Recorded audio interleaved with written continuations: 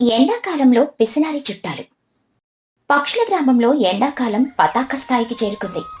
ఉదయం 11 గంటలకే సూర్యుడు మాడు పగిలేలా ఎండ కాస్తున్నాడు. చోటు చిలుక తన ఇంట్లో చిన్న టేబుల్ ఫ్యాన్ ముందు కూర్చుని విసనకర్రతో విసురుకుంటూ ఉంటుంది.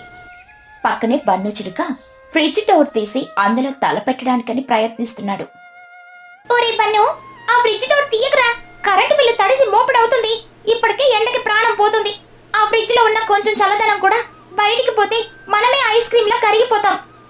మమ్మీ, బయట ఎండ తందూరి చికెన్ వేయించేసగలా ఉంది. నా ఒళ్ళంతా చెమటలతో చెరువులా మారిపోయింది. కనీసం ఆ ఫ్రిడ్జ్ లో ఉన్న చల్లటి కాలైనా నా ముఖానికి తగలనివ్వు మమ్మీ. సడన్ గా కాలింగ్ బెల్ మోగింది. చోటు చిలుక అయిష్టంగా వెళ్లి తలుపు తీసింది. బయట చిచ్చుకాకి, చిన్నుకాకి, తుని పిచ్చుక మరియు బుజ్జి పిచ్చుక పెద్ద పెద్ద సంచులతో నిలబడున్నారు. అందరూ చెమటలు కక్కుతున్నారు కాని మొహంలో ఒక వింతైన ఆశ కనిపిస్తుంది. చోటు చిలుక షాక్ అయ్యి, అమ్మో, మీరందరేంటి ఇలా వచ్చారు? ఏదైనా పండగ లేక దారి తప్పి మా ఇంటికొచ్చారా? అయ్యా చోట, ఎంత మాట అన్నావు? చుట్టాలొస్తే దారి తప్పి వచ్చానంటావేంటి? ఈ ఎండాకాలం కదా, నీ ఇంట్లో ఏసీ ఉందన్న విషయం గుర్తొచ్చి నీ మీద ప్రేమతో చుట్టరికాన్ని కలుపుకుందామని వచ్చాము. అవును చోటు, మా ఇంట్లో ఫ్యాన్ తిరగడం లేదు. పైగా కరెంటు బిల్లు చూస్తే గుండె ఆగిపోతుంది. అందుకే నీ ఇంటికొస్తే అందరం కలిసి ఒకే ఫ్యాన్ కింద కూర్చోవచ్చు కదా, కరెంట్ ఆదా అవుతుందని ఇలా వచ్చాము. అవును చోటు ఆంటీ, మేము వచ్చేటప్పుడు ఎవరికి భారం కాకూడదని మా నీళ్ళ బాటిల్ కూడా మేమే తెచ్చుకున్నాము. కాకపోతే అందులో నీళ్ళు అయిపోయాయి. మీ ఫ్రిడ్జ్ లో నీళ్లు పోషిస్తావా? బన్ను చిలుక మెల్లగా, మమ్మీ, వీళ్ళు చుట్టాలు కాదు, మన ఇంటి కరెంటుని నీళ్ళని దోచుకోవడానికి వచ్చిన పిసినారి దండు. వీళ్ళని లోపలికి రానివ్వకు. నోరు మీరా బన్నుగా, వచ్చిన వాళ్ళని బయట ఉంచలేం కదా. రండి రండి, లోపలికి రండి. అందరూ లోపలికొచ్చి సోఫాలో దూకారు. చిచ్చుకాకి తన సంచిలో నుండి ఒక అరటి పండు తొక్కను తీసి చోటుకిచ్చింది. ఇదిగో చోటు, వస్తూ నీకోసం పండ్లు తెద్దామనుకున్నాను, కానీ దారిలో ఆకలేసి నేను తినేశాను. ఈ తొక్క ఉంచుకో, ఎరువుగా పనికొస్తుంది. మా పిసినారితనం అనుకోకే, ఇది వేస్ట్ మేనేజ్మెంట్. అమ్మో, చుట్టాలు ఇంటికి వచ్చి తొక్కలు ఇవ్వడం ఏంటమ్మా, పొరుగు పోతుంది. మేం కూడా నీకోసం ఒక బిస్కెట్ తెచ్చాం చోటు, అయితే అదొక్కటే ఉంది. అందుకే నేను బుజ్జి సగం సగం తిని మిగిలిన ముక్కని పేపర్లో చుట్టి తెచ్చాం. ఇదిగో తిను. వావ్, ఎంత గొప్ప మనసు. సగం తిన్న బిస్కెట్ ముక్క, అరటి పండు తొక్క. మమ్మీ, మనం వీళ్ళకి డిన్నర్ లో ఖాళీ ప్లేట్లు పెడదాం, డైటింగ్ అని చెప్దాం. కాసేపటికి అసలు గొడవ మొదలైంది. హాల్లో ఉన్న ఒకే ఒక్క టేబుల్ ఫ్యాన్ ముందు ఎవరు కూర్చోవాలి అన్న దానిపై యుద్ధం మొదలైంది. చూడ చోట, నేనే అందరికంటే పెద్దదాన్ని, కాబట్టి ఫ్యాన్ గాలి మొత్తం నా ముఖానికే తగలాలి. తోని, నువ్వు కొంచెం పక్కకు జరగవు. నీ రెక్కలకి గాలి తగిలితే చాలు, నాకైతే మొత్తం బాడీ కూల్ అవ్వాలి. అదేం కుదరదు చిచ్చు. నేనొచ్చేటప్పుడు ఎండలో నడిచొచ్చాను. నా బీపీ పెరిగిపోయింది. ఫ్యాన్ నా వైపే ఉండాలి. బుజ్జి, నువ్వెళ్ళి ఆ ఫ్యాన్ ని నా వైపు తిప్పు. అమ్మా, నేను కూడా చెమటలు కక్కుతున్నాను. ఆంటీ, ఈ ఫ్యాన్ ని రొటేషన్ లో పెట్టండి, అప్పుడు అందరికి గాలి వస్తుంది. వద్దు, రొటేషన్ లో పెడితే గాలి వేస్ట్ అవుతుంది. ఒక్కరి మీద ఉంటేనే పవర్ఫుల్ గా ఉంటుంది. చిన్న, నువ్వు వెళ్ళి ఆ ఫ్యాన్ స్విచ్ 5లో పెట్టురా. అయ్యో, 5లో పెడితే మోటార్ కాలిపోతుంది చిచ్చు. 3లో ఉంటే చాలు. బిల్లు నువ్వు కడతావు కదా చోట, నీకెందుకు భయం? మేము చుట్టాలం కదా, కనీసం ఆ మాత్రం గాలి కూడా ఇవ్వవా? సరిగ్గా అప్పుడే చిచ్చుకాకి తన సంచిలో నుండి 2 పాత ఫోన్లు, ఒక పవర్ బ్యాంకు తీసింది.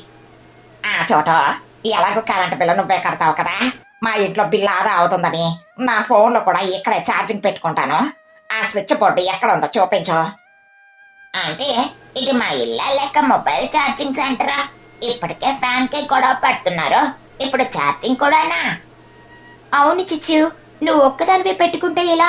ఇదిగో నా ఎమర్జెన్సీ లైట్, నా పాత నోకియా ఫోన్ కూడా ఛార్జ్ అవ్వాలి. చూడు, ఆ ప్లగ్ పాయింట్ దగ్గర కొంచెం ప్లేస్ ఇవ్వండి. అన్ని ఒకేసారి పెడితే షార్ట్ సర్క్యూట్ అవుతుంది, కొంచెం ఆగండి. ఏం కాదులే చోటు, బిల్లు భారం మా మీద ఉండదు కదా అని ఇలా ప్లాన్ చేశాము. చిన్న, నువ్వు వెళ్ళి ఆ పవర్ బ్యాంక్ ని కూడా గుచ్చాయి. కాసేపటికి ఫ్రిడ్జ్ లో ఉన్న చల్లటి నీళ్ళ దగ్గర రెండో యుద్ధం మొదలైంది. అరే బన్నో, ఆ ఫ్రిడ్జ్ లో ఉన్న చల్లటి మ్యాంగో జ్యూస్ బాటిల్ ఇటివ్వరా. చుట్టాలు వచ్చినప్పుడు మర్యాద చేయాలి కదా. అమ్మా, ఇది నా కోసమే మమ్మీ దాచిపెట్టిందంటే మీకివ్వను. చూడు నీ కొడుకు అస్సలు సంస్కారం లేదు. తుని చూసావా వీడు జ్యూస్ని ఎలా దాచుకుంటున్నాడో. మన పిసినారి సంఘం రూల్స్ ప్రకారం ఏదైనా దొరికితే అందరం పంచుకోవాలి. అవును పన్ను, ఆ బాటిల్లో సగం నీళ్లు కలిపి ఇవ్వు. అప్పుడు అందరికీ సరిపోతుంది, క్వాంటిటీ పెరుగుతుంది కదా. మమ్మీ నీళ్లు కలిపితే రుచిపోతుంది. చిచ్చు ఆంటీ మీరు ఒక పని చేయండి. ఆ బాటిల్ మూట మీద ఉన్న జ్యూస్ ని మీరు నాకండి. బాటిల్లో ఉన్నది మేం తాగుతాము. అయ్యో బాబాయ్, ఇవేం సలహాలు! మీరు చుట్టాల్లాగా రాలేదు, ఒకరినొకరు తినేసి రాక్షసుల్లో ఉన్నారు. అమ్మా తుని అంటే మీరెందుకు గొడవ పడుతున్నారు?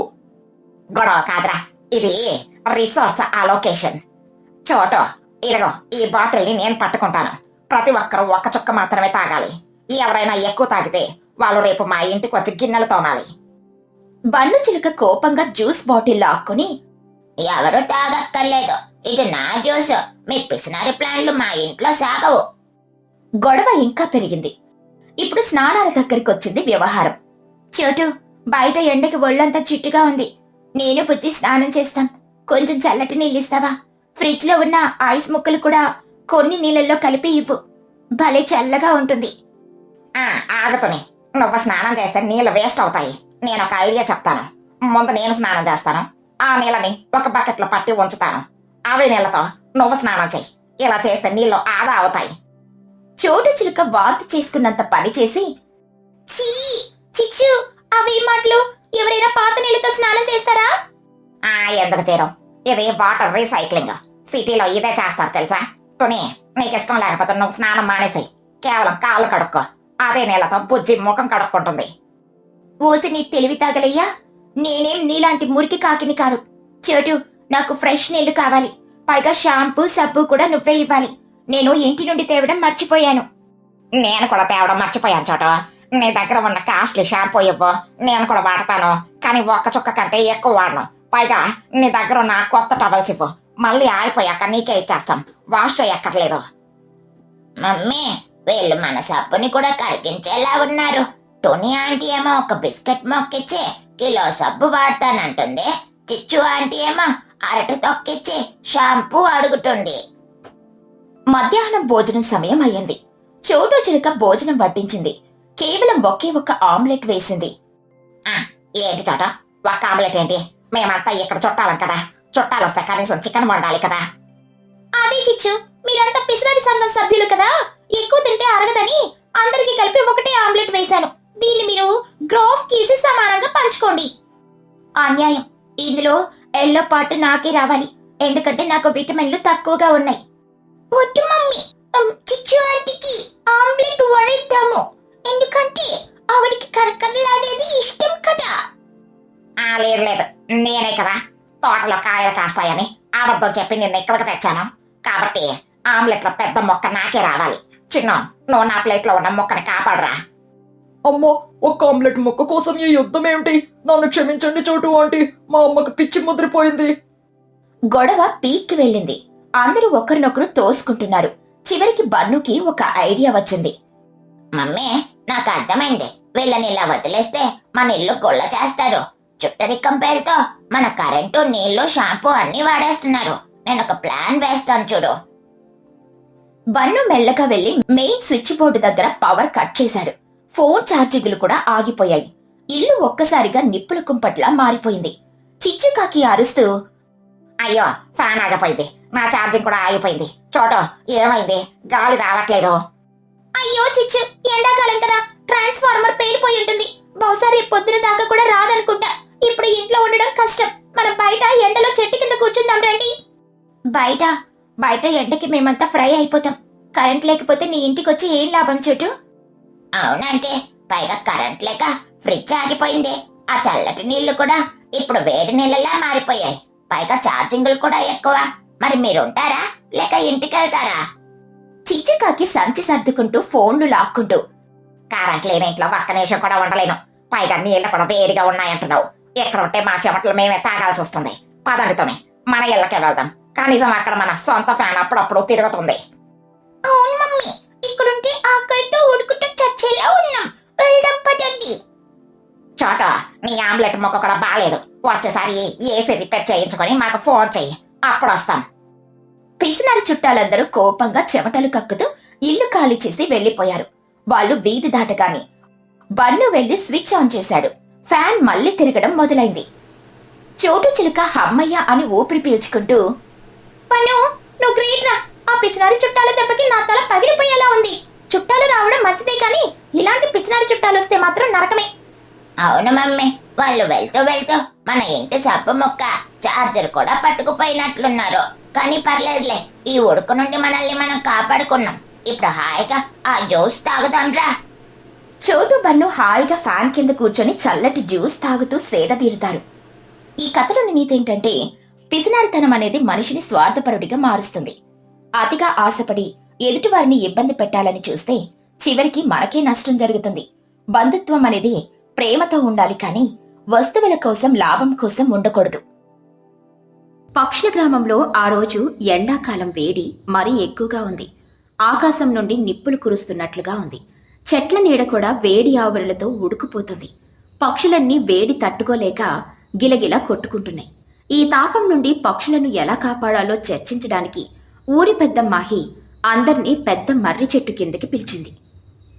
పక్షులారా, అందరూ నా మాట శ్రద్ధగా వినండి. ఈ రోజు ఎండాకాలం వేడి మనల్ని ఇంకా ఎక్కువగా ఇబ్బంది పెడుతుంది. చెట్టు కింద కూర్చున్నా కూడా వేడి గాలి తగులుతుంది.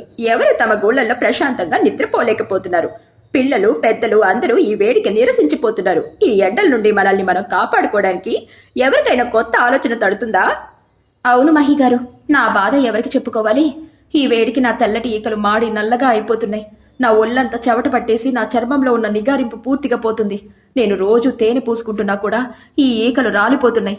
నాకు ఎప్పుడూ చల్లగా ఉండే ప్రదేశం కావాలి, లేకపోతే నా అందమంతా నశించిపోతుంది. నీ అందం కూడా ఆపే లూసి. ఇక్కడ నా గొంతు ఎండిపోయి ఊపిరి పీల్చడం కూడా కష్టంగా ఉంది. ఈ వేడిగాలికి నా ఒళ్ళంతా మసిమారిపోతుంది. నేను పాడే పాటలు పూర్తిగా ఆగిపోయాయి. నాకు చాలా ఏడుపు వస్తుంది మహిగారు.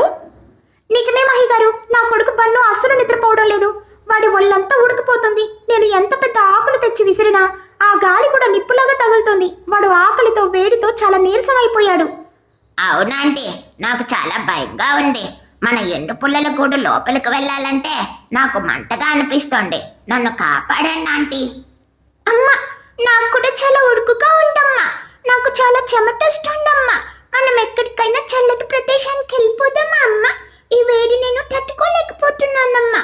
నన్ను చల్లగా ఉండే చోటుకి తీసుకెళ్ళమ్మా. మహిగారు, ఎవరు కంగారు పడకండి. ఈ వేడి నుండి తప్పించుకోవడానికి నా దగ్గర ఒక అద్భుతమైన ఆలోచన ఉంది. నేను నా పెద్ద గూడు లోపల ఒక ఏసీ తయారు చేద్దామని అనుకుంటున్నాను. అది తయారయ్యాక మన ఊర్లో ఎవరికి వేడే అనిపించేదే లేదు. ఏసీయా అంటే ఏంటి చిచ్చు? అదెలా ఉంటుంది? మనుషులు వాడేది మనం ఎలా వాడతాం? నేను చెప్పేది మనుషుల ఏసీ గురించి కాదు తుని. నా ఏసీ అంటే ఆకుల చల్లదనం. మనం పెద్ద లోతైన వెదురు బద్దలని తీసుకొనొచ్చే వాటి లోపలంతా తడి నాచు పెడదాం. ఆ వెదురు బద్దల చివర పెద్ద తామర ఆకులు కట్టి గాలి ఆకులు గుండా తడి నాచు గుండా లోపలికి వచ్చేలా చేద్దాం. అప్పుడు బయట ఎంత వేడి గాలున్నా లోపలికి వచ్చేసరికి మంచు కొండలాగా చల్లగా అయిపోతుంది. వా చిచ్చు, నీ తెలివి చాలా గొప్పది. ఈ ఆలోచన చాలా కొత్తగా అద్భుతంగా ఉంది. కానీ అది తయారు చేయడం చాలా కష్టం కదా. అంత పెద్ద ఏసీ ఎవరి కోసం చేస్తావు? కష్టమైనా పర్వాలేదు మహిగారు. మన ఊరి పక్షులందరికీ నా ఇల్లు ఎప్పుడూ తెరిచే ఉంటుంది. నేను నా ఇల్లు చాలా పెద్దదిగా కట్టుకున్నాను. నేను నా గూడు లోపల ఈ ఏసీని పెడతాను. ఈ ఎండాకాలం అంతా అందరూ నా ఇంటికి వచ్చి హాయిగా చల్లగా నిద్రపోవచ్చు.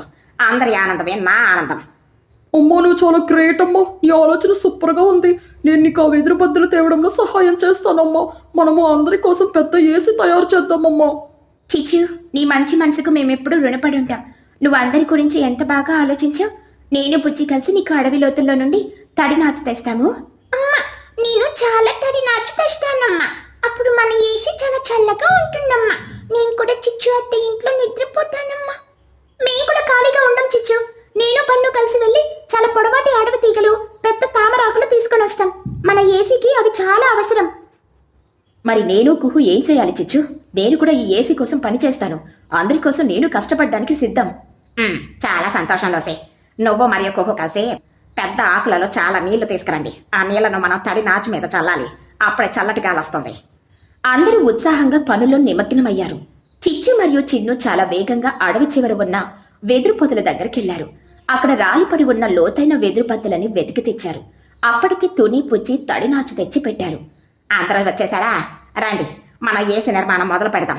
తుని, ముందు మనం ఈ తడి నాచుని వెదురు బద్దల లోపలంతా దట్టంగా కుక్కుదాం. ఈ నాచు నీళ్లను చాలాసేపు నిల్వ ఉంచుకుంటుంది. సరే చిచ్చు. బుజ్జి, నువ్వు ఆ తడినాచు తెచ్చి ఇక్కడ పెట్టు. చిచ్చు చెప్పిన విధంగా మనం లోపలంతా నింపుదాం. ఇదిగో అమ్మా, తడినాచు తెచ్చాను. ఇది ఇప్పుడే చాలా చల్లగా ఉండమ్మా.